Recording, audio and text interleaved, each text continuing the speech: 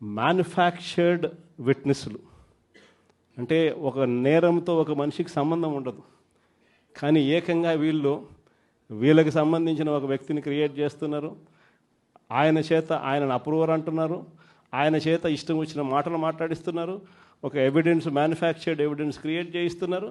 ఆ మనిషితో ఈ మనిషి పేరు చెప్పిస్తున్నారు, ఈ మనిషిని ఇలా అరెస్ట్ చేస్తూ ఉన్నారు. ఇంతవరకు ఎప్పుడు హిస్టరీలో ఇటువంటి కార్యక్రమాలు ఎప్పుడు జరగల. ఒక తప్పుడు సాంప్రదాయానికి పెద్ద మనిషి చంద్రబాబు నాయుడు గారు ఈరోజు బీజం వేస్తూ ఉన్నాడు. ప్రతి నియోజకవర్గంలో కూడా పాత కేసులు ఏమేమి ఉన్నాయని చెప్పి తవ్వుతున్నారు. ఆయన పాత కేసులలో ఇప్పుడు మన ఎమ్మెల్యే క్యాండిడేట్లను ఎలా ఇరికించాలి అని చెప్పి, ఆ కేసుల్లో ఎలా ఇరికించాలి అని చెప్పి ఇప్పుడు చూస్తూ ఉన్నారు.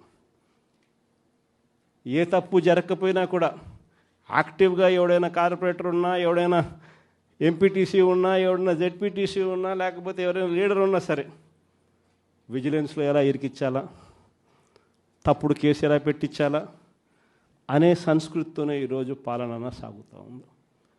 నేను ఒకటి చెప్తా ఉన్నా, ఈరోజు కష్టంలో ఉన్న వైఎస్ఆర్సీపీ అన్నదమ్ములను నేను ఈరోజు చూస్తూ ఉన్నా. నేను మీ అందరికీ ఒకటే చెప్తా ఉన్నా, మీ అన్నగా, మీ తమ్ముడిగా, మీ బిడ్డగా ఒకటి చెప్తా ఉన్నా. నెక్స్ట్ వచ్చే జగన్ 2.0లో పరిస్థితి ఈ మాదిరిగా ఉండదు. ఈరోజు ప్రతి కార్యకర్త కష్టాన్ని చూస్తూ ఉన్నా కాబట్టి చెప్తా ఉన్నా.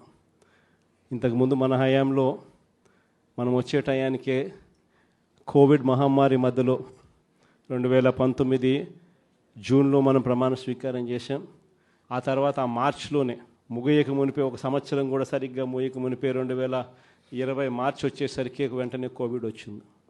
ఆ తర్వాత 2 సంవత్సరాలు కోవిడ్తో మనం యుద్ధం చేయాల్సిన పరిస్థితుల మధ్య మన పాలన సాగింది. బహుశా కార్యకర్తలకు అనుకున్న మేరకు బహుశా నేను చేయలేకపోయి ఉండొచ్చు, కానీ ఇవాళ ఒకటే చెప్తా ఉన్నా, ఈరోజు ఈ కష్టాన్ని చూసిన వ్యక్తిగా చెప్తా ఉన్నా, రేపొద్దున ఇలా ఉండదు. రేపొద్దున జరిగే ప్రతి విషయంలోనూ వైఎస్ఆర్సీపీకి కార్యకర్తే నెంబర్ 1గా ఉంటాడని మాత్రం ఖచ్చితంగా చెప్తా ఉన్నా. ప్రతి కార్యకర్తకు నేను ఒకటే చెప్తా ఉన్నా, ఎవడెవడైతే మీకు అన్యాయం చేశాడో పర్వాలా, అన్యాయం చేయండి, చేయించుకుంటాం, టైం మీది, కానియండి, కొట్టండి అని చెప్పండి. ఆడు ఎవడు ఏం చేస్తా ఉన్నాడో పేరు రాసుకోండి. రెడ్ బుక్ అని నేను చెప్పను, కానీ పేరైతే రాసుకోండి. మీరు ఏ బుక్లో రాసుకున్నా పర్వాలా, పేరైతే మీరు రాసుకోండి. దాని తర్వాత